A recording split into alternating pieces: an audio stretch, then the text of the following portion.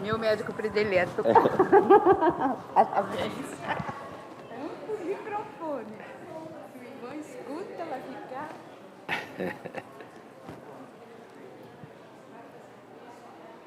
Bom, rapidinho. Parabéns, chegou o dia. Obrigado, Govinho. Você vai precisar de alguma coisa? Acho que tá tudo certo Quer que aqui. deixe apagado assim? Eu acho que poderia deixar aqui para ficar vendo lá, tá? Acho que assim tá bom, né? Normal, você tá muito... Eu peço pra você.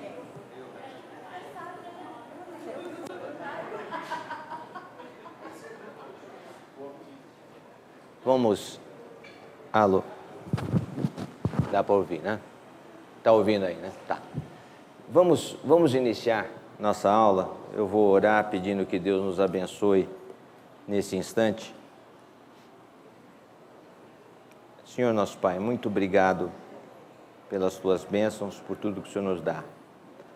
Abençoa de alguma forma para que nós possamos ter algum proveito nesses instantes de estudo. Nós oramos agradecidos em nome de Jesus. Amém. Nem devia ser eu que para dar essa aula, porque temos até teólogo aqui presente, o João Leonel está prestigiando. Bem-vindo seja. Mas ele está aqui porque é meu amigo.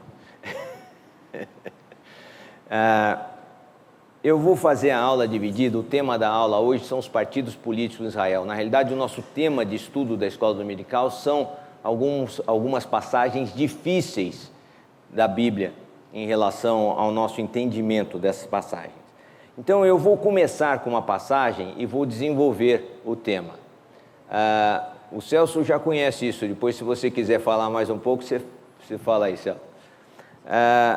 Eu vou pedir para nós abrirmos a nossa Bíblia, porque o texto não vai ter a parte de slides, eu vou comentar o texto só verbalmente. Então vamos abrir as nossas Bíblias em Mateus 23, no versículo 33.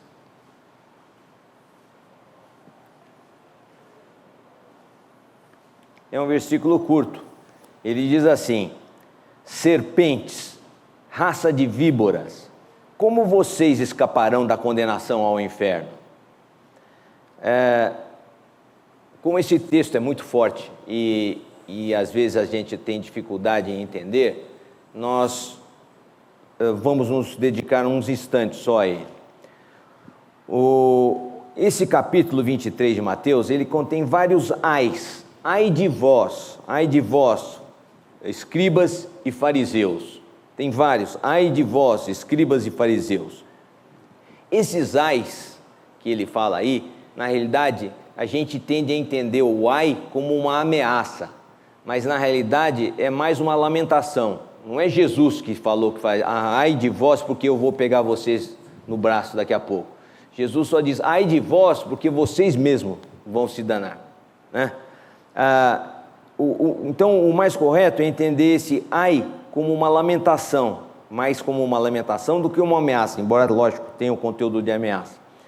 Essa sequência deve ser entendida como uma expansão do que está escrito em Marcos 12, de 38 a 40, quando o povo escutava Jesus no templo, lá em Jerusalém, e quando Jesus, então, em Marcos, está escrito, advertiu contra os escribas que gostam de andar em roupas compridas, de ser cumprimentados em público, gostam dos primeiros assentos nas sinagogas e dos primeiros lugares nos banquetes. Eles devoram as casas das viúvas e, para disfarçar, fazem longas orações. Eles receberão condenação muito maior. É dentro desse contexto de fala de Jesus que a gente tem que entender os ais de vós, né? Ai de vós, escribas e fariseus, e o versículo que é o nosso objeto de estudo, serpentes, raças de víboras, como vocês escaparão da condenação do inferno, né? Ao inferno. Os escribas não eram um partido político. Eles eram os expoentes do conhecimento da lei em Israel. Na Bíblia, todos os da Bíblia, certamente, eram do partido dos fariseus. Eles tinham um partido político e eram do partido dos fariseus. mas eles não eram obrigatoriamente dos partidos dos fariseus, eles podiam ser de qualquer partido ou não ter partidos, eles não eram partido político. E eles eram autoridades na lei. A lei incluía não apenas os preceitos escritos do Velho Testamento, mas incluía a interpretação e a aplicação desses preceitos, né? Como um grande jurista hoje faz, quer dizer, não é só saber de cor o Código Civil, ele tem que saber interpretar e aplicar esse código, né? Ele tem que fazer a sequência processual, ele tem que interpretar aonde uma coisa interfere na outra e assim por diante. E este conjunto de conhecimento da escrita, conhecimento da interpretação e conhecimento da aplicação é que fazia o escriba. E é o que em Marcos 7,3 está escrito como a tradição dos anciãos. Eles eram muito preocupados com a pureza cerimonial. Essa preocupação proibia aos escribas, como proibia também aos fariseus, de ter contato com os gentios ou de ter contato até mesmo com outro judeu que não fosse considerado à altura deles, no mesmo padrão de pureza cerimonial. Do ponto de vista deles, era inevitável, então, ver em Jesus uma pessoa que fosse um relaxado liberal nessas matérias. Porque Jesus, ele tinha uma liberdade em relação ao sábado, em relação à comida, em relação também à sua disposição de se associar com outras pessoas, judeus e não judeus, o que os escribas não fariam de jeito nenhum, nem os fariseus. Então, era inevitável, por causa dessa disposição do Senhor, de associar-se com pessoas questionáveis, de dispor, e não se submeter às regras do sábado, mas dispor do sábado e dispor das regras de alimentação, era inevitável que eles entrassem em conflito com Jesus Cristo. Quanto aos fariseus, e esses escribas eram fariseus, e eles são referidos aí, ai de vós escribas e fariseus, o Novo Testamento mostra, de uma maneira geral, uma figura desfavorável dos fariseus. Ela é mais desfavorável nos evangelhos do que no livro de Atos. No livro de Atos eles não são mostrados tão negativamente assim, porque em relação aos judeus cristãos do primeiro século, eles tinham um ponto em comum que os saduceus não tinham. Por quê? Tanto os cristãos, nós até hoje, e os cristãos primitivos também, acreditavam na ressurreição, como os fariseus também acreditavam, com diferenças, como nós vamos ver. Mas os dois acreditavam, e os saduceus recusavam essa hipótese de ressurreição. Então, os fariseus, no sentido mais atual da palavra, eles são chamados de hipócritas. Hoje, hipócrita, ela tem um sentido de simulação ou fingimento. O cara é hipócrita, ele é um fingido, ele é um simulado. Na realidade, na época em que Jesus usou o termo, hipócrita tinha um significado mais próximo da origem do termo, no grego koiné. Naquela época, um hipócrita era um ator. Quer dizer, o hipócrita não era um cara fingido no sentido do fingimento de hoje, ele é um cara que atuava. Então, o que nós temos que entender é que quando a pessoa era um hipócrita, havia uma diferença entre a personagem e a pessoa. O hipócrita vivia uma personagem, mas não era a pessoa. Existe uma diferença até meio sutil entre simulação e falsidade e a personagem e a pessoa. Mas a ideia é de que o hipócrita era um ator que estava atuando, vivia uma personagem, não a pessoa. O hipócrita, então, na realidade, é que aquilo que você vê não é a expressão real da pessoa que é. É a denúncia que Jesus fazia daqueles que pregam, mas não praticam. Está em Mateus 23:3. Ele pregava, mas não praticava. Eles agiam como agiam, mas não pelo verdadeiro amor a Deus que estaria dentro deles, pelo zelo. Eles agiam como agiam em proveito próprio, por causa deles e não por causa de Deus. Falavam que agiam fazendo as coisas de Deus, mas agiam por causa deles. Então, hipócritas aí cai bem, né? no nosso texto aqui, serpentes, raça de víboras. Antes ele tinha chamado eles de hipócritas. Agora ele chama eles de raça de víboras. Será que cai bem também? Hipócritas, todo mundo concorda. E raça de víboras? Essa expressão raça de víboras foi usada por João Batista, quando ele viu as multidões chegando para a pregação. Ele pregava que o julgamento de Deus estava próximo e que vocês tinham que se arrepender. Então, ele chamou raça de víboras, quem vos ensinou a fugir da ira futura? Está em Lucas 3, 7. Aqui, João Batista comparou as multidões às cobras que fogem o mais rápido possível e para onde der de uma queimada no campo. Lá, como aqui, eles tinham um costume que os ambientalistas abominam, e que é ruim mesmo, de que quando precisa limpar o pasto, você taca fogo no pasto e o fogo limpa. Isso é mais comum nos lugares, nos lugares quentes, né? Lugar onde tem neve e frio, a neve faz o serviço, né? Porque toda vez que neva, queima, e quando a neve derrete, o pasto está limpo. Quando não tem neve, a pessoal taca fogo. A diferença é que na neve, a matéria orgânica queima e deposita no solo no mesmo lugar.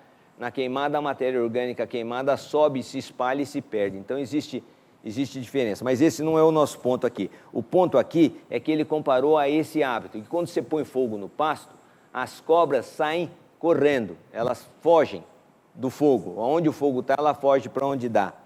E essa é a comparação, raça de víboras, quem vos ensinou a fugir da ira futura? Comparando aquele povo a tentar fugir, mas fugir por causa de medo do fogo, e não por causa do zelo a Deus. Uma vez eu fui a Birmingham, no Alabama, e eu fiquei hospedado na casa do reverendo Osmundo Miranda. E aí nós no domingo fomos para a igreja, fomos para a igreja dele, né? E aí tinha um congestionamento em volta de uma igreja lá, uma igreja grande. Aí ele falou, olha, nós vamos para a minha igreja, não é assim não, tá? Tem menos gente, é uma igreja que tem um movimento menorzinho, não é uma mega igreja dessa. Aí a minha prima Eliane, que estava comigo, ela perguntou assim, mas por que essa tem tanta gente e a sua não tem? Falou, a diferença é a seguinte, aqui eles estão indo na igreja para fugir do inferno. E lá, nós estamos indo na igreja para ir para o céu. A explicação do reverendo do mundo foi essa, quer dizer, o povo, quando quer fugir do inferno, corre para qualquer lado. Ele aceita o curandeiro, a mensagem, ele procura qualquer coisa. Então, ele está fugindo do inferno. Agora, para ir para o céu é diferente, é a Deus. João Batista falou, vocês estão vindo aqui, não é para ir para o céu, vocês estão fugindo do inferno, estão fugindo do fogo, raça de víboras. Quem vos ensinou a fugir da ira futura? Então, eles tentam fugir do fogo, só que não conseguem nesse caso. E o pior de tudo é que eles atrapalham os outros. É por isso que Jesus usou essa figura de linguagem em relação aos fariseus. Ele usa essa figura de linguagem em Mateus 3,7. Jesus dirigiu essas mesmas palavras aos fariseus e aos saduceus que foram ouvi-lo. Por quê? Porque eles não acatam a pregação de Jesus, não acataram a pregação de Jesus. E não acatando a pregação de Jesus, eles continuam tentando fugir do inferno da maneira deles, achando que as regras que eles seguem, as imposições, que a lei em si, o cumprimento, eu tenho a Bíblia. Se eu ler a Bíblia e fizer tudo direitinho que está na Bíblia, estou salvo. É o raciocínio do fariseu e do saduceu. Nós vamos ver. E Jesus fala que não, vocês estão tentando fugir, e com essa afirmação, que é parte verdade, vocês estão atrapalhando os outros. Em Mateus 12:34, Jesus dizia dos que estavam expulsando demônios. Em Mateus 12:34, Jesus expulsou demônios. E algumas pessoas disseram que você está expulsando em nome do diabo, porque você tem o poder do diabo e não de Deus. E aí Jesus falou dessas pessoas que disseram isso para ele, que elas também eram raça de víboras. É interessante notar que no paraíso, a serpente foi a figura que separou o homem de Deus. Então, raça de víboras que está fugindo tem o significado da comparação que vocês estão tentando fugir da ira de Deus da maneira errada, estão tentando fugir do inferno, mas não chegar a Deus no céu, como tem o significado de que essa maneira que vocês, escribas e fariseus, usam, atrapalha, não vai fugir, vocês estão só correndo, mas não sabem para onde. Os fariseus tinham 613 ordenanças de uma quantidade enorme de regras. Essas regras podiam ser agrupadas em 40, mas a sub-regra chegava a mais de 1.500. E cada uma dessas regras e das sub-regras, às vezes se desdobravam para cada condição em particular. Então, isso levava à esperança deles. Se eu cumprir essa infinidade de regras ao pé da letra, eu vou ser salvo, porque todas elas são baseadas em ensinos bíblicos. Agora, Jesus vem mostrar o quê? Que não é necessário vocês mudarem essa visão, ou seja, é necessário uma conversão. Foi a conversa que Jesus teve com Nicodemos, que cumpria todas essas regras. E provavelmente não era um hipócrita no sentido que nós falamos hoje. Ele era hipócrita no sentido de que ele atuava essas regras, ele fazia essas regras, ele cumpria essas regras. Mas Jesus falou, é necessário você se converter. Há uma esperança. A esperança é a conversão. Do jeito que está, não dá para escapar. Se converter da esperança de vocês, de seguir regras, para seguir Jesus, para receber o Espírito Santo, aí há esperança. Essa foi a mensagem que Jesus levou a eles. Então, o termo raça de víboras, na realidade, foi bem aplicado. E tudo isso era bem entendido na época. Esse é o nosso texto da nossa aula. Agora, na próxima meia horinha, eu vou falar sobre os partidos políticos que haviam em Israel. Na realidade, quando eu falo dos partidos políticos de Israel no tempo de Jesus, a primeira coisa que a gente tem que lembrar é o seguinte: haviam partidos políticos, mas quem mandava em Israel, na Palestina, no tempo de Jesus, não eram os judeus, eram os romanos. Os romanos eram a autoridade, né? Quer dizer, quem dava as cartas lá eram eles. Para os romanos, o que importava era o Estado. Não era a religião, não era o povo, mas era o Estado romano. Era o princípio vital. A religião e a nacionalidade, na realidade, podiam ser qualquer uma, desde que servissem como instrumento do Estado. Um historiador chamado Barron, ele escreveu assim: a religião e a nacionalidade só eram reconhecidas enquanto instrumentos do Estado. A religião e o culto religioso eram um dever cívico. Mas o conceito dos judeus era diferente. Os judeus tinham outra visão. O escritor judeu chamado Flávio Josefo, Flávio Josefo, só explicando, era um fariseu que liderava as tropas judias na Galileia, na época da rebelião dos judeus, no ano 66. E o primeiro movimento das tropas, cujo general era Vespasiano, foi dominar a Galileia para depois ir para a Judéia. Então, logo de cara, ele enfrentou os romanos na Galileia, foi derrotado e foi aprisionado. E o Flávio Josefo, que chamava só Josefo na época, ele foi condenado à morte.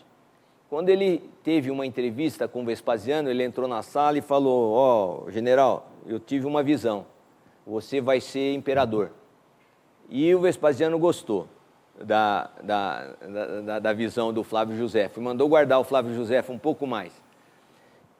3 anos depois ele virou imperador, numa sequência teve uma grande sequência depois que Nero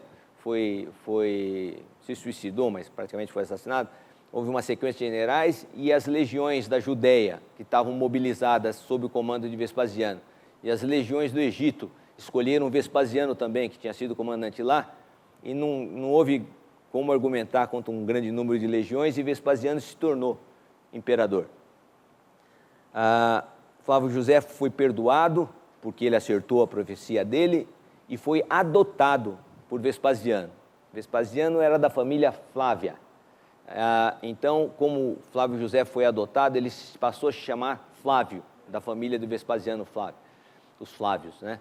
Tanto que o Coliseu, que foi construído depois, terminado por Tito e começado a construir por Vespasiano, ele se chamava o Anfiteatro Flávio, por causa da família.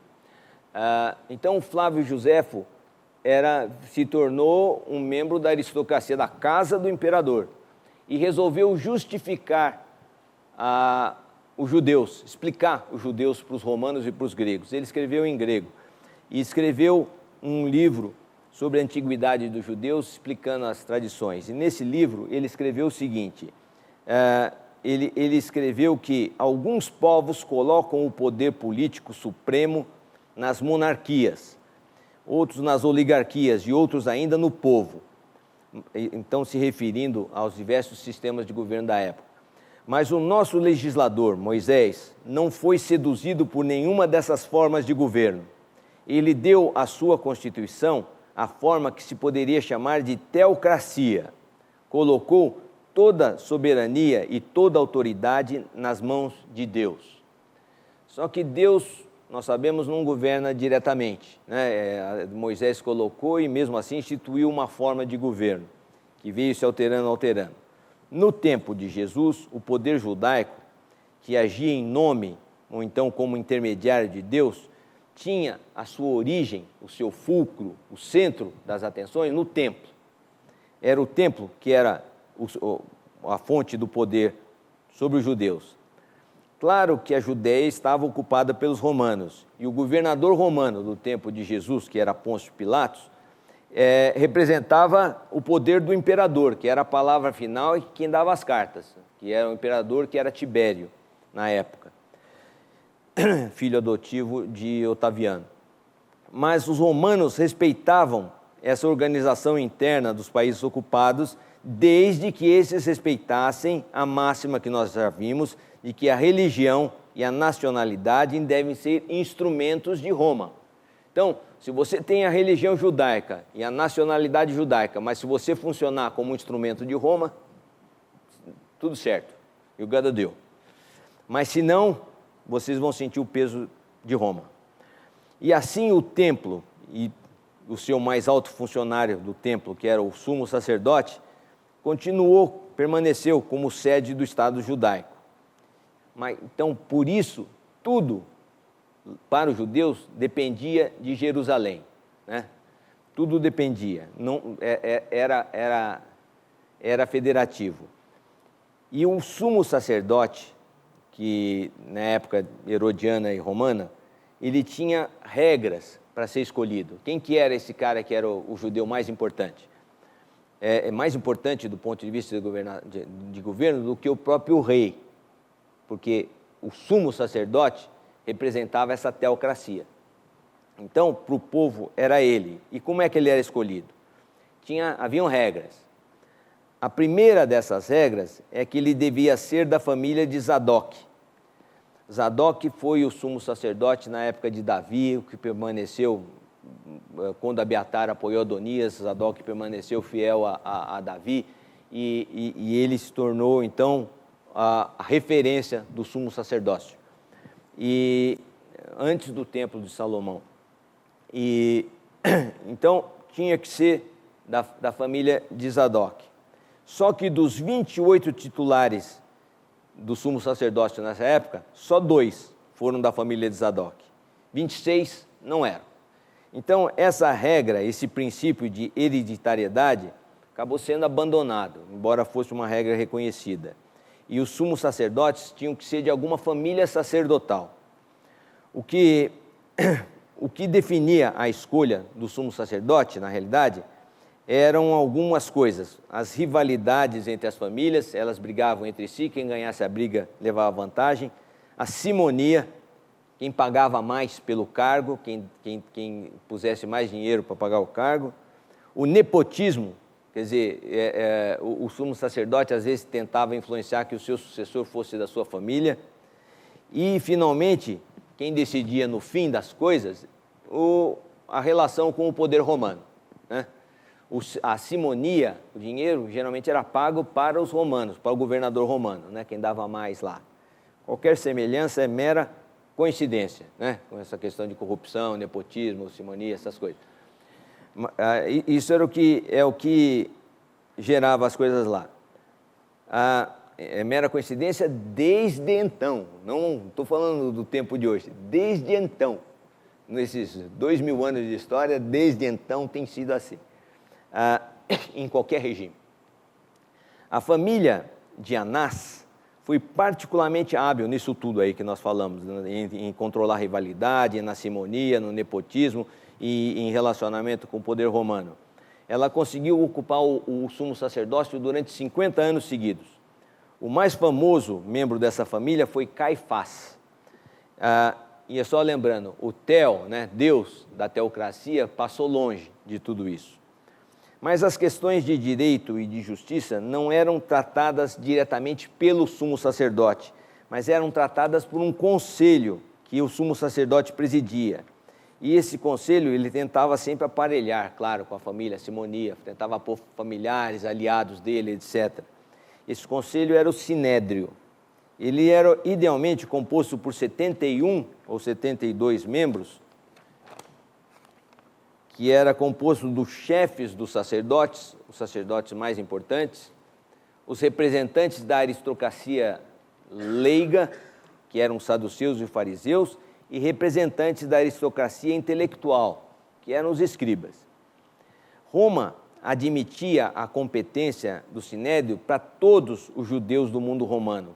Então, era uma competência étnica e não ligada a uma área política.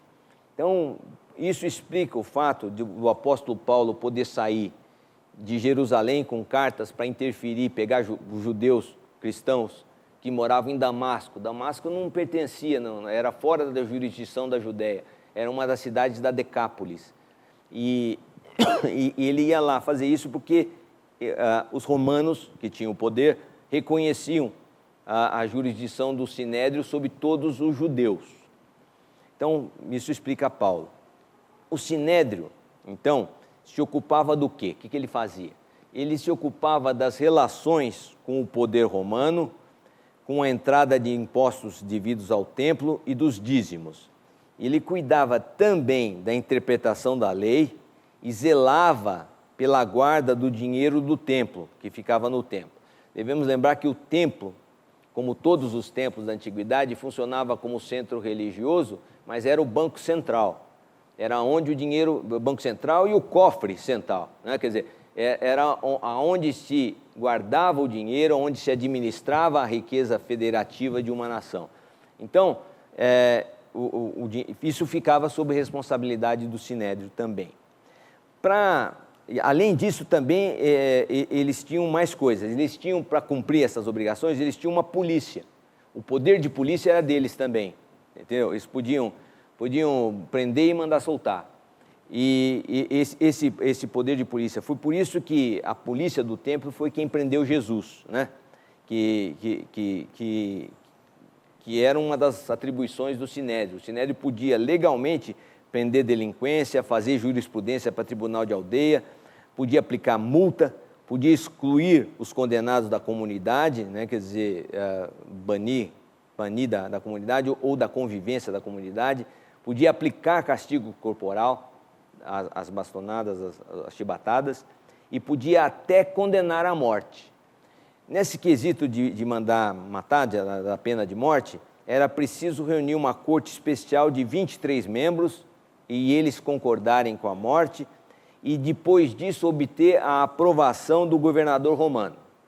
Só que na prática, o governador romano tinha o critério de que se aquela morte não fosse relacionada àqueles dois quesitos que nós vimos que os romanos se interessavam, quer dizer, se não tivesse nada a ver com o Estado romano, não me perturbe com essas coisas, mata o cara e pronto.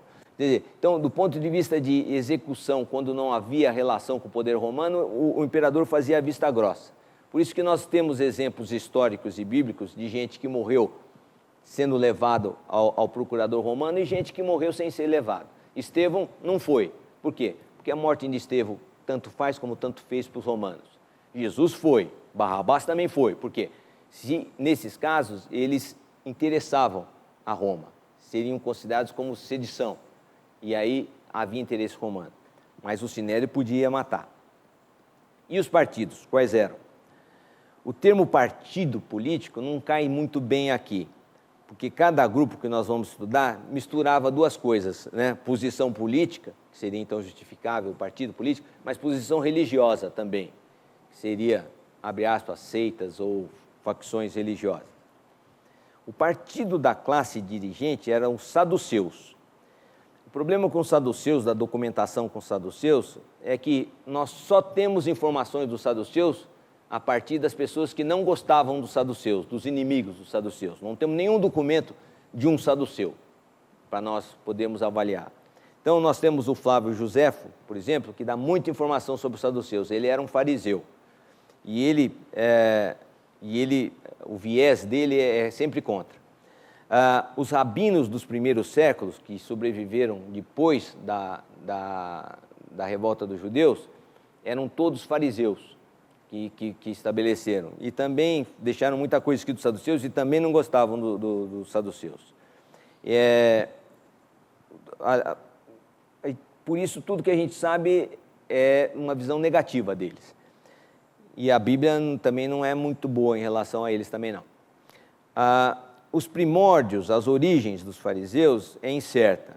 Eles são mencionados pela primeira vez no reinado de João Hircano, 130 anos antes de Jesus Cristo, quando eles se envolveram em algumas questões administrativas dos judeus. O que não é de se estranhar deles terem se envolvido na administração. Por quê? Porque eles todos eles eram oriundos da aristocracia sacerdotal ou da classe leiga mais rica. Eles é que se mantinham porque eles tinham sempre o sumo sacerdócio e o templo, e por isso, às vezes, eles tinham problemas com os dirigentes leigos, mas a base deles era apoiar os governos legais, né? Eles se sustentavam com o sumo sacerdote, que sempre foi um saduceu, exceto uma vez, que nós vamos ver depois, e com o templo. E às vezes eles tinham problema, mas quase sempre eles tinham apoio dos leigos, do poder. A única época em que eles não tiveram apoio do poder foi quando a rainha Alexandra se indispôs contra eles e acabou se aliando aos fariseus. Herodes o Grande, ele teve uma relação de amor e ódio, né? Ele ficava com eles, brigava com eles, voltava com eles, uma relação de amor e ódio. Então, nessa época também havia. Mas a partir do ano 6, depois da morte de Herodes, 2 anos antes, ele já estava fora de combate, mas 2 anos antes, porque Herodes morreu no ano 4. Por isso que na cronologia, Jesus deve ter nascido por volta do ano 4. Porque Herodes morreu no ano 4. No ano 6 antes de Cristo, são 2 anos antes da morte. Então, no ano 6, 2 anos antes da morte, eles se estabeleceram no poder, né? Até o ano 66, quando começou a revolta, durando a influência deles dentro de Jerusalém, de uma forma ou de outra, até o ano 70, mas até o ano 66, eles comandaram sempre uma política de conciliação com os romanos. E eles que davam as cartas, eles foram os responsáveis diretos da morte de Jesus. Foram os saduceus que foram os responsáveis pela morte de Jesus. Quais eram as doutrinas dele? As doutrinas religiosas dos saduceus eram coerentes com as suas posições políticas. Na realidade, as doutrinas deles parece que eram determinadas pelas posições políticas. Eles eram defensores da ordem estabelecida e se apegavam apenas ao Torá, apenas à letra do Torá. E por isso, eles entravam em conflito com os fariseus. Eles admitiam a presença de Deus Deus só se manifestava no Santo dos Santos, dentro do templo. E por isso tem um ritual que é interessante, porque explica a diferença entre os fariseus e os saduceus. Havia um ritual que eles desenvolveram, os saduceus, de usar incenso. Hoje o incenso da Igreja Católica vem desse ritual judaico. E de usar incenso antes de entrar no Santo dos Santos, uma vez por ano. Então, uma vez por ano, quando o sumo sacerdote ia entrar dentro do Santo dos Santos, ele levava um incensário. E a ideia, eles explicavam isso, que era para proteger o sumo sacerdote da glória divina, a claridade, aquela claridade que Moisés viu e que ficou resplandecente no rosto de Moisés. Então, ele punha a fumaça lá dentro, antes de entrar, e punha lá, para se proteger da claridade. Os fariseus admitiam o uso do incenso, mas eles diziam que aquilo era um símbolo, uma maneira de demonstrar, e que o significado era depois que o sumo sacerdote saía do Santo dos Santos, aquela fumaça começava a sair pela cortina. Sair e mostrava que a glória de Deus se espalhava a partir do templo a todo o território dos judeus. Essa era a interpretação dos fariseus, diferente da interpretação. Isso mostra a diferença de ideia de Deus que os saduceus e os fariseus tinham. Então, esse detalhe mostra bem a ligação também entre a política e a teologia dos fariseus. Deus é muito localizado no templo, e de Deus só se aproxima o representante do povo, mas só o sumo sacerdote que se aproxima. E então a garantia de salvação do povo era o templo e o sumo sacerdote. Era lá que estava a salvação. Então, essa era uma característica dos saduceus. Os fariseus, eles consideravam que Deus, a partir do templo, como a fumaça, iria para todo o território de Israel, Eretz Israel. Então, você vê que apesar das aparências, a política dos fariseus de ir para todo o território e dos saduceus de se considerarem no templo, mudava a teologia também, né? Havia uma correspondência entre a teologia e a política. Os saduceus só aceitavam os 5 livros de Moisés para fazer doutrina. Eles não rejeitavam os livros proféticos, mas não aceitavam esses livros para fins doutrinários. Para eles, então, não havia ressurreição dos mortos, não havia anjos, não havia demônios, porque são coisas que foram acrescentadas depois do Pentateuco, né? Estaria nos profetas e não no Pentateuco. Então, eles não aceitavam nada dessas coisas. Para eles, o que importava também não era a salvação pessoal, mas a salvação da nação. Vamos fazer acordo com o romano, vamos fazer com quem precisar para ser salvo. Então, isso era o que importava. Em relação à administração do povo também, os saduceus não eram tão bem vistos, porque em matéria criminal, os fariseus eram muito mais misericordiosos do que os saduceus. As punições, as penas alternativas de multa em vez de punição corporal, em vez de banimento, essas coisas, tudo isso foi inventado pelos fariseus. Já do ponto de vista dos saduceus, o que valia, como eles eram muito apegados à lei mosaica, era a pena do talião, olho por olho, dente por dente. Isso é o que valia. Matou, tem que morrer, roubou, tem que ser roubado e assim vai. Então, as ações de misericórdia eram características dos fariseus, não dos saduceus. Mas eles eram o partido da ordem, né? Eles viviam presos à fé que eles tinham, e como eles se consideravam um partido superior, que tinha relacionamento com o poder, eles se tornaram arrogantes e duros demais. E o argumento deles era assim: o Torá diz assim, então nós vamos fazer assim, e ponto, não tinha. Como consequência, eles não tinham influência sobre o povo. Historicamente, eles não resistiram à tentação de todo o poder, todo partido que chega ao poder sofre uma tentação, que é utilizar a religião para os fins do Estado. E eles usaram. Tem um autor que eu gosto muito, que é o Jacques Ellul, que ele comenta aqui o pecado de Jeroboão, filho de Salomão, o sucessor de Salomão, que fundou o Reino do Norte. Dizem que o pecado dele foi fazer o templo em Dan e Betel, né? Fazer templos rivais em Dan e Betel. O Ellul fala, não é fazer o templo, o pecado é usar a religião politicamente. Ele quis usar a religião como política. Esse é o pecado. E foi o pecado que todos foram fazendo depois, né? E foi o pecado que os partidos políticos fizeram também. Então, os saduceus fizeram isso. Esses eram os saduceus. Havia um partido menor, que eu vou falar rapidamente, que eram os herodianos. Herodianos é o seguinte, Herodianos é aquele político que está no poder independente de quem esteja no poder. Também, desde então nós temos isso, né? Tem aquele cara que está, eu estou aqui para me arrumar, é o Justo Veríssimo, né? Quem lembra do personagem do Chico Anísio. Eu estou aqui para me arrumar, não interessa. E os herodianos eram o partido do poder, eles eram ligados, eles têm a origem, o nome de Herodes o Grande, eram ligados ao poder, eles eram os palacianos, eram as pessoas que estavam ao poder.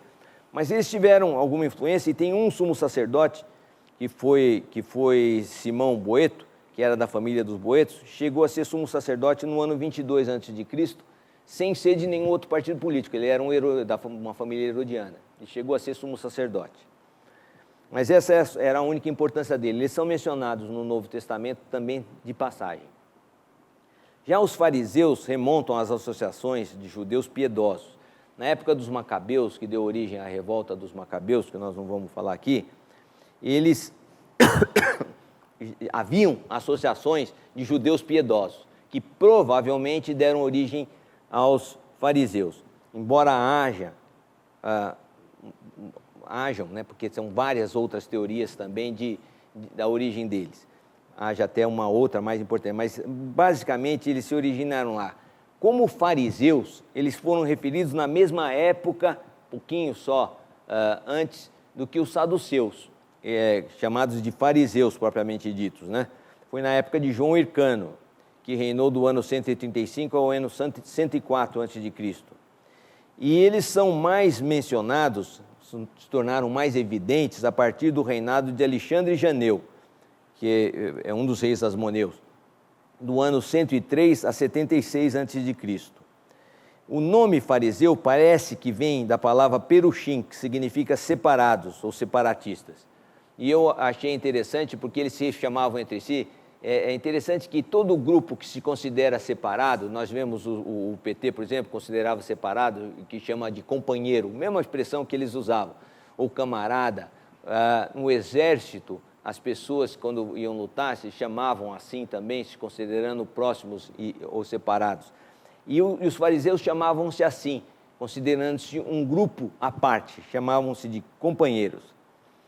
E, de fato, eles se separavam da massa, eles eram companheiros só uns dos outros e não do povo todos. Eles se separaram da massa popular, que eles consideravam como a massa ignóbil e hostil, né? Quer dizer, consideravam o povo, de maneira geral, como ignorante e pecador. E eles só procuravam a sua própria companhia. Eles tinham também uma aversão aos reis asmoneus, porque não eram da linhagem de Davi, eles esperavam um rei da linhagem de Davi, porque eles aceitavam também os profetas.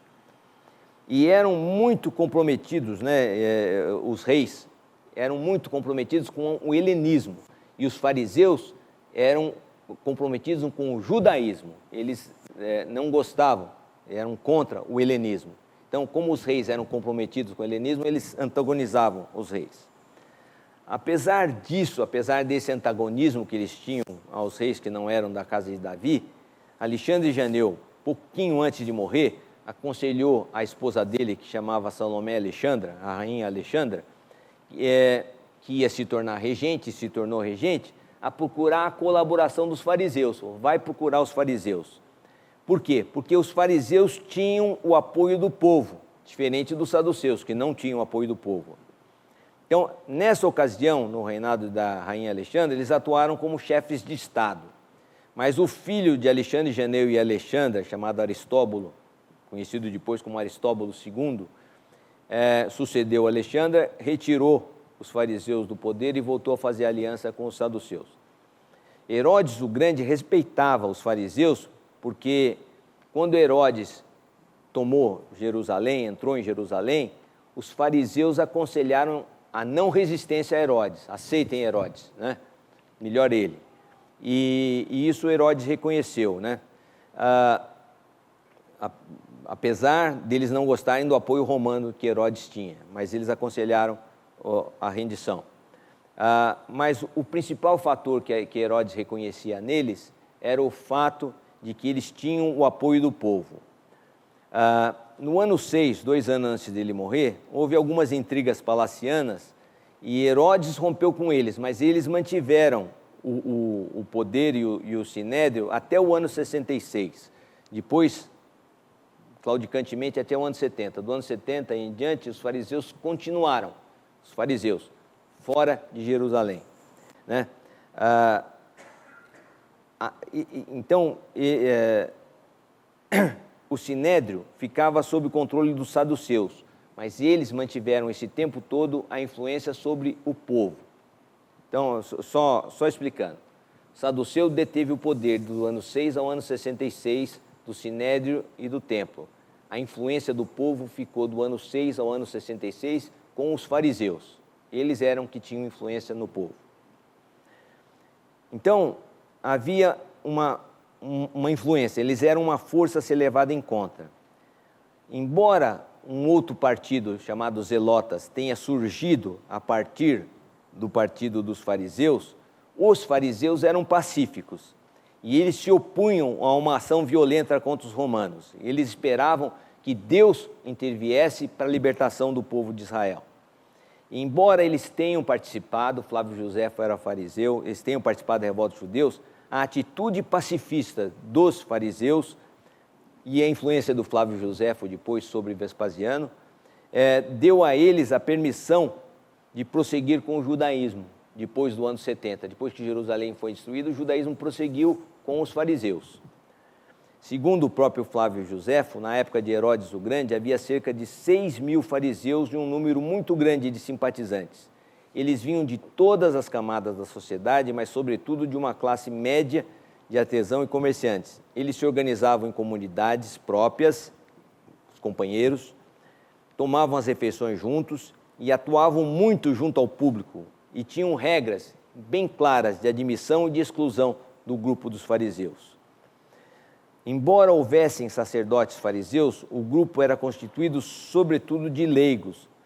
A maior parte não tinha formação de escriba, mas se diferenciavam do povo pelo conhecimento exato das tradições mosaicas e a tradição dos antigos e pelo cumprimento minucioso dos preceitos da lei e da tradição. Como eu disse, eles seguiam à risca as 613 ordenanças da lei, mais 40 regras práticas. Os chefes e os membros dessas comunidades eram também escribas, geralmente. As comunidades eram lideradas por escribas fariseus.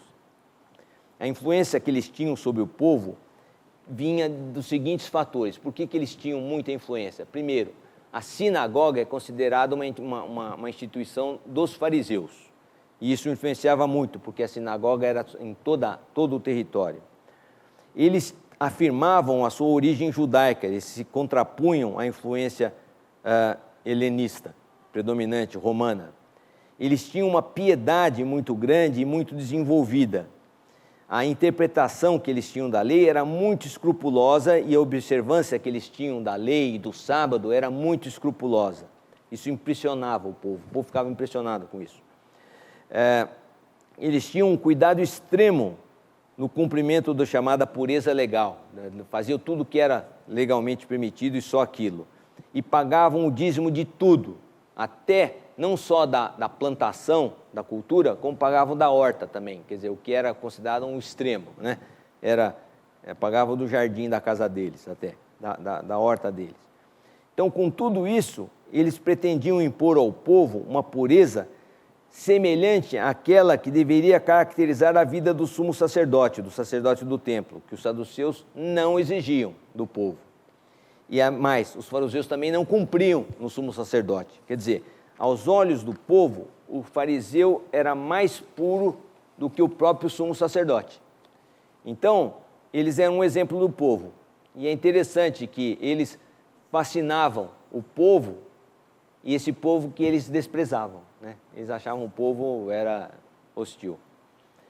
Eles também se contrapunham na área religiosa do templo porque ser fariseu era ser entendido na época como um espírito renovador, era uma renovação. Diante dos saduceus, que só admitiam o Pentateuco, os escribas fariseus combinavam a exegese da lei com os profetas e com a tradição oral, e elaboravam uma teologia mais ampla e mais espiritualista. Eles manifestavam uma fé messiânica e afirmavam a existência de anjos, julgamento depois da morte e a ressurreição dos mortos, mas só dos justos, né? O que os cristãos também afirmavam, a ressurreição do justo, mas a justificação não era pelo cumprimento da lei, mas sim por Jesus Cristo. Mas com tudo isso, aos olhos do povo, eles superavam os saduceus e os sacerdotes em conhecimento e piedade. Um outro grupo que nós só vamos falar por cima eram os zelotas. Os zelotas tinham esse nome e eram também chamados de sicários. Sicários são chamados homens do punhal. A sica era um punhal pequeno, curvo, na forma de uma vírgula, né? Que você podia esconder na manga do manto. E a tática deles, eles atuavam por terror, a tática deles era o assassinato, eles se misturavam com a multidão e os colaboradores dos romanos ou os helenistas eram assassinados, eles puxavam o punhal, matavam, guardavam outra vez e saía. Então, essa era a tática dos zelotas. Houve várias revoltas, inclusive houve uma revolta do fariseu Saduque, do galileu João de Gamala, que foram todas reprimidas, mas o espírito de revolta continuou com os zelotas. Quem foi a Israel e pôde visitar Massada, vê um exemplo de resistência dos zelotas. Massada é uma fortaleza herodiana no Mar Morto, que fica numa montanha, é impressionante, é um troço alto, e os 1.200, mais ou menos, zelotas resistiram por 3 anos às legiões romanas, até que eles foram subjugados pela região. Só uma curiosidade, a família Silva, que todo mundo chama Silva, mas a família Silva de Portugal, existe uma tradição que diz que o nome Silva vem do tribuno que comandou as legiões romanas que derrotaram Massada, ele chamava Silva. E tem aquela versão que Silva vem da selva, né, e Costa vem do mar, mas esse tribuno romano chamado Silva foi quem derrotou lá, se quem for para Massada e ler a história, está lá, era um tribuno chamado Silva. E ele derrotou, e essa vitória que ele obteve sobre os zelotas que estavam em Massada, levou a um prestígio muito grande, deu direito a ele a um triunfo em Roma. E houve ciúme do imperador que resolveu exilá-lo. E aí vamos mandar para uns cantos do império. Para onde ele é famoso, não, vamos mandar para o outro canto. E ele foi exilado na Lusitânia. E dizem, então, que a família Silva tem a origem da família dele na Lusitânia. Se é verdade, não se sabe. É bem trovado, mas não se sabe se é verdade.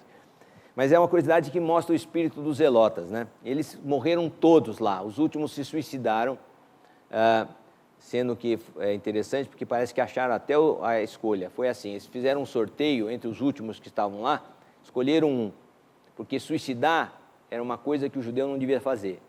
Mas então um matou todos e só um se suicidou, queria desse, então vai por sorteio, ele vai para o inferno. E os outros não, porque eles foram mortos, né? Menos umas mulheres e umas crianças, 2 mulheres e parece que 3 crianças, que se esconderam, não foram mortos por esse pessoal, e então, quando os romanos entraram, acharam e elas contaram a história. Por isso que nós sabemos o que aconteceu lá. Esses zelotas se separaram dos fariseus e, durante a revolta, o fanatismo deles atingiu o máximo, né? O programa dos zelotas incluía uma reforma social, mas era muito limitada. O que eles queriam mesmo era se livrar dos romanos, corrigir algum abuso dos sistemas, mas queriam que se mantivesse a coisa como estava. Eram nacionalistas. Já os essênios, que são mencionados por Plínio, por Filo, que era um filósofo. Plínio o Velho era um filósofo romano, um historiador, filósofo romano. Filo era um filósofo de Alexandria, e o Flávio Joséfo mencionam os essênios, que eram uma seita que vivia basicamente como se viveu e se vive até hoje num mosteiro. Viviam retirados, esperando a volta de Deus. Eu vou só terminar dizendo que na sociedade do tempo de Jesus, ninguém era indiferente ao poder. Mesmo se tratando do poder de uma teocracia, nada muda, esse pessoal quer o poder. A fuga dos essênios para o deserto, na espera de uma revanche que só Deus podia se tornar eficaz, a contestação violenta dos zelotas, a espera vigilante dos fariseus, o oportunismo dos saduceus, que preferiam a independência, mas tiravam proveito da situação, tudo isso era motivado por um apetite de poder. Todos queriam ter o poder. Jesus, quando veio, desencadeou o reino de Deus. Todos os partidos esperavam outra coisa. E Jesus não destruiu a esperança de uma outra coisa, mas ela apresentou uma coisa nova, diferente. Por isso que é chamado de evangelho, né? Uma notícia nova, uma boa notícia nova. Ele apresentou essa notícia de conversão. É uma reorientação das esperanças, que se fundava em um novo relacionamento com Deus. Jesus trouxe uma coisa que nenhum partido, nenhum dos partidos políticos de Israel aceitou Jesus. Nenhum. Porque Jesus apresentou um novo relacionamento com Deus. Nós vamos terminar, vai haver uma apresentação do grupo instrumental e nós estamos em cima da hora. Então, perguntas ficam para a próxima aula e o Paulo responde todas. Vamos orar, terminando? Senhor nosso Pai, nós somos gratos pela oportunidade de estudo da Tua Palavra, do estudo da história e de tudo mais que o Senhor nos proporciona. Permita que seja de algum proveito para nós e que a gente possa aprender um pouco mais. Nós oramos pedindo a Tua bênção em nome de Jesus. Amém.